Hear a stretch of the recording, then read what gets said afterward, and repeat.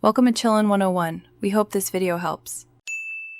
In this video, I will show you how to make a question paper in Microsoft Word. First, open a new document. Set your page margins to 1 inch on all sides for a clean look. Select a professional, easy-to-read font such as Arial or Times New Roman. For the main text, like your questions and answer choices, a font size of 12 points works best to ensure clarity for all students. Now, let's structure your questions effectively. For multiple-choice questions, use Word's automatic numbered list feature. This keeps everything organized. If you have different question types, like true or false or short answer, create distinct sections for each. For matching or fill-in-the-blank questions, a simple table can provide a neat layout, ensuring clear presentation.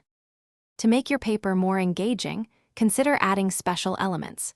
You can easily insert images or diagrams relevant to your questions using the Pictures option from the Insert tab. For specific instructions or important notes, text boxes are very useful. To provide space for written answers, simply use the underscore character to create neat lines. Word also offers a wide range of symbols for equations. Before you finish, a thorough review is crucial. Carefully proofread the entire document for any spelling, grammar, or factual errors. Ensure that your formatting, like font sizes and spacing, is consistent across all pages. Remember to save your document frequently to avoid losing your hard work. Finally, export your completed question paper as a PDF file for easy and secure distribution. Thanks for watching. Consider subscribing if we helped you.